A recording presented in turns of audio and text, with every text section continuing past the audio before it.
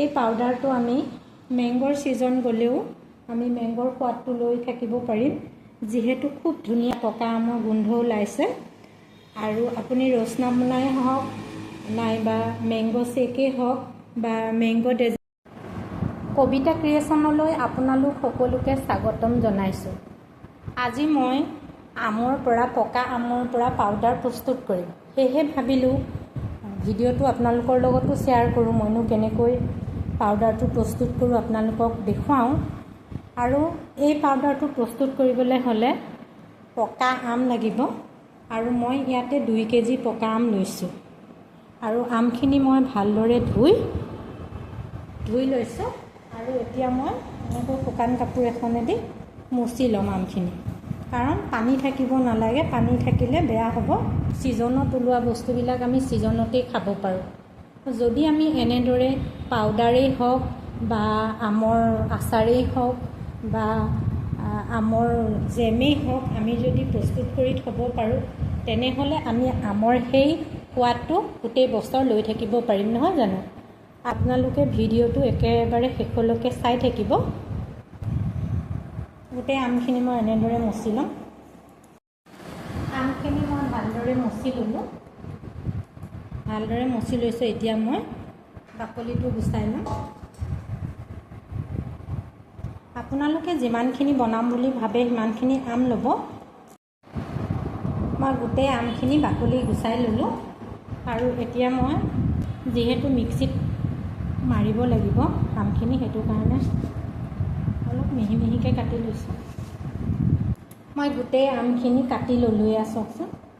আৰু যিহেতু আমকেইটা অলপ পকা, সেইটোৱে বেছি পকা হ'লে ভালে হয় পাউডাৰটো বনাবলৈ। আৰু মই একদম গুটিৰ পৰা খুব ধুনীয়াকৈ এৰুৱাই লৈছোঁ। আৰু এতিয়া মই মিক্সি জাৰত দিম।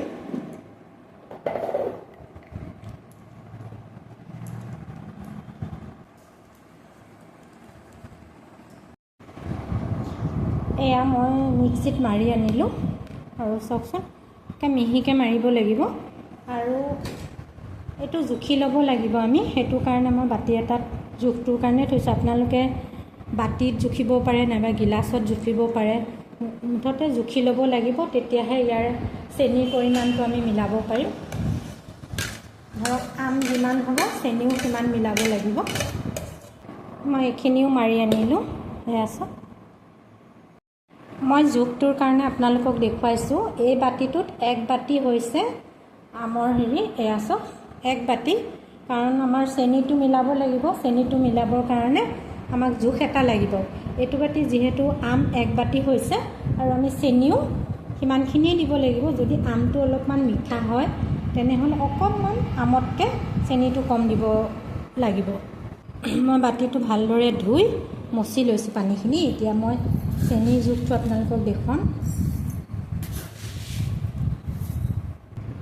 এইখিনি দিছোঁ, কাৰণ আমটোতো পূৰা একেবাৰে ভৰ্তি আছিলে, সেইটো কাৰণে চেনিটো অলপমান কমাই দিছোঁ। যিহেতু আমটো অলপমান মিঠা, অলপমান কমাই দিছোঁ। এতিয়া এইখিনি ইয়াৰ লগত মিক্স কৰি দিম। আৰু মিক্স কৰোঁতে এটা কথা মন কৰিব, একেবাৰে চেনিটো গলি যাব নালাগে, আমি জাষ্ট চেনিটো মিলাবহে লাগিব। একেবাৰে যদি গলি যায় তেতিয়াহ'লে মানে এই পাউডাৰটো বনাবলৈ অকণমান বেয়া হ'ব। সেইটো কাৰণে মিক্স কৰিবহে লাগে আমি, কাৰণ মোটা চেনিৰ এই পাউডাৰটো বনাবলৈ ভাল হয়। আৰু ইয়াতে আপোনালোকে মিশ্ৰিও ব্যৱহাৰ কৰিব পাৰে। মই গোটেইখিনি মিক্স কৰি লৈছোঁ।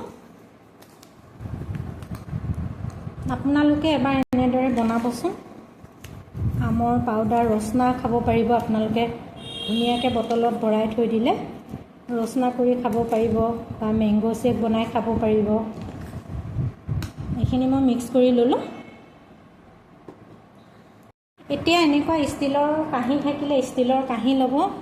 আৰু যদি আপোনালোকৰ ষ্টিলৰ কাঁহী নাই তেনেহ'লে এনেকুৱা ধৰকচোন ডিছবিলাকো ল'ব পাৰে, এনেকুৱা ডিছবিলাকো ল'ব পাৰে।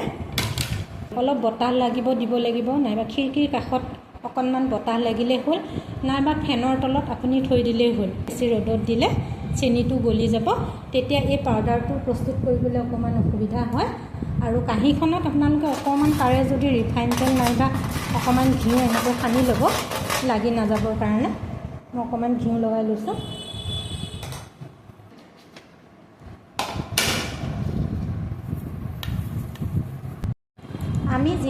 এটা বস্তু বনালে ষ্টেপ বাই ষ্টেপ কৰিব লাগে, তেতিয়া ধৰক বস্তুটো ভাল হয়।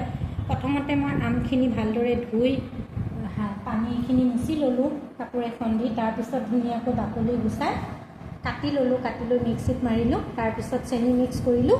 আৰু এতিয়া এনেকুৱা কাঁহীত অকণমান ঘিউ সানি লৈছোঁ, লৈ এতিয়া এই আমখিনি ইয়াতে দি দিম, দি অকণমান বহল কৰি দিব লাগে, পাতল কৰি। তেতিয়াই ধৰকচোন শুকাব।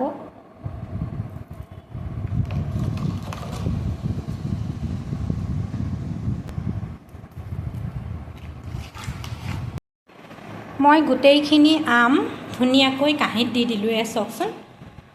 আৰু অলপ বহল বহল কৰি দিছোঁ, পাতল পাতলকৈ, তেতিয়া অলপ সোনকালে শুকাব। আৰু এনেকৈ মই ফেনৰ তলত থৈ দিম, শুকোৱাৰ পিছত আপোনালোকক মই দেখুৱাম। দিনত হ'লে মই ইয়াতে এনেকৈ মেলি দিওঁ, খিৰিকীখনৰ ওচৰত বতাহ লাগিবৰ কাৰণে। 2 দিন পিছত মই আপোনালোকক দেখুৱাইছোঁ, চাওকচোন। অলপমান শুকাইছে, আৰু এতিয়া আমি অকণমান চামুচ এখনেদি অলপ এনেকৈ এৰাই দিব লাগিব। এয়া চাওক, তেতিয়া এনেকৈ দিলে মানে অলপ সোনকালে শুকাব। আৰু এয়া চাওকচোন, মই গোটেইখিনি কাঁহীৰ পৰা এনেকৈ এৰুৱাই ল'লোঁ চামুচখনৰ সহায়ত। আৰু এতিয়া এনেদৰে আকৌ আগৰ নিচিনাকৈ ফেনৰ তলত দিম। আমখিনি খুব সুন্দৰকৈ শুকাই গ'ল, ফেনৰ তলতে প্ৰায় শুকাইছোঁ। 10-12 দিনমান লাগিলে শুকাওঁতে। এয়া চাওক, আৰু এনেকুৱাই হ'ব লাগে। এতিয়া মই এটা চৰিয়াত দিম, শব্দটো চাব, কি ধুনীয়া শব্দ হৈছে। এনেকুৱাই হ'ব লাগে। যদি ইয়াতকৈ অলপ ঢিলা হৈ থাকে তেনেহ'লে পাউডাৰটো প্ৰস্তুত কৰিবলৈ বেয়া হয়। সেইটো কাৰণে এই শব্দটো চাওকচোন, শব্দটোত নিশ্চয় আপোনালোকে গম পাইছে। এয়া এতিয়া মই মিক্সিত মাৰি ল'ম, মিক্সিত মাৰি পাউডাৰটো বনাম।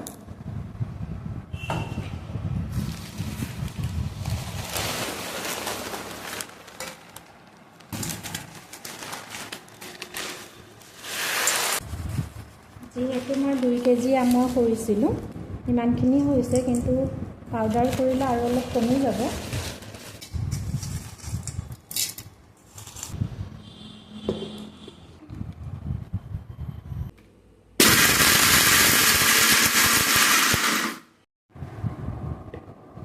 এয়া মই মিক্সিত মাৰি আনিলোঁ, আৰু কিমান ধুনীয়া হৈছে চাওকচোন, মিহি। এয়া চাওক, এতিয়া এনেকৈ মই গোটেইখিনি মাৰি লওঁ।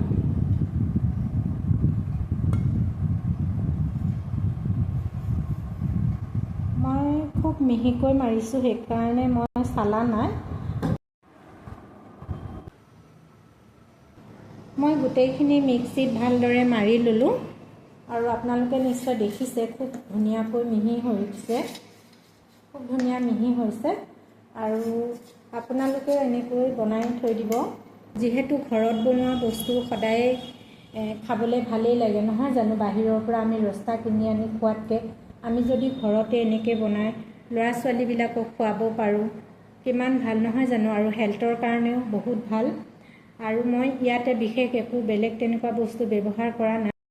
আৰু মই 2টা বটল লৈছোঁ। এয়া চাওক, এই বটল দুটা মই ভালদৰে ধুই শুকুৱাই লৈছোঁ অলপমান ৰ'দত, কাৰণ কিবা জাম থাকিলে ৰ'দত নোহোৱা হ'ব। আৰু এনেকুৱা ঢাকোন থকা বটলত আপোনালোকে থৈ দিলে বহুত বছৰলৈকে খাই থাকিব পাৰিব, একো বেয়া নহয়। খালি এটা কথা মন কৰিব, পানী লাগি থকা চামুচ ব্যৱহাৰ নকৰিব, তেতিয়া ধৰক নষ্ট হৈ যাব পাৰে। আৰু আপোনালোকক মই বটলত ভৰাই একেবাৰে দেখুৱাই দিছোঁ। আৰু আপোনালোকৰ যদি মোৰ এই ভিডিঅ'টো ভাল লাগে তেনেহ'লে এটা লাইক কৰিব, কমেণ্ট কৰিব, আৰু মোৰ চেনেলটো ছাবস্ক্ৰাইব কৰিব বুলি আশা কৰিলোঁ। কাষত থকা বেল আইকনটো অল কৰি দিব, তেতিয়া মোৰ আহিবলগীয়া ভিডিঅ'সমূহৰ ন'টিফিকেশ্যন পাব। এয়া চাওক, এইটোত 1 বটল হৈছে।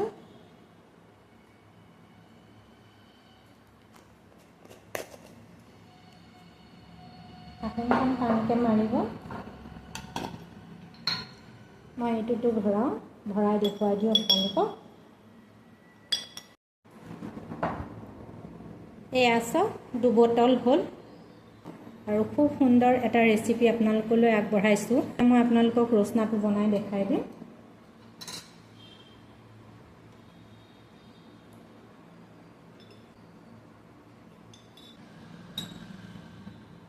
যিহেতু মই ইয়াতে ফুড কালাৰ ব্যৱহাৰ কৰা নাই, সেইটো কাৰণে কালাৰটো অলপ কম আহিব। আপোনালোকে ইচ্ছা কৰিলে ইয়াতে ফুড কালাৰ ব্যৱহাৰ কৰিব পাৰে, কিন্তু মই নেচাৰেল ৰাখিছোঁ। ফুড কালাৰ দিলে ধৰক কালাৰটো আৰু অলপ উজ্জ্বল হয়। কি ধুনীয়া হৈছে আৰু মানে পকা আমৰ যিটো গোন্ধ, খুব ধুনীয়া পকা আমৰ গোন্ধটো ওলাইছে। চাওকচোন একেবাৰে তলত পৰা নাই, যিহেতু খুব ধুনীয়াকৈ মই মিহি কৰিছোঁ, খুব ভালকৈ মিহি হৈছে আৰু খুব ধুনীয়া হৈছে কালাৰটো। চাওকচোন আপোনালোকক একেবাৰে কাষৰ পৰা দেখুৱাইছোঁ। এটা মই মেংগ' শ্বেক আপোনালোকক বনাই দেখাওঁ। গাখীৰ দিছোঁ মই, গাখীৰতে ৰসনা পাউডাৰটো দিছোঁ।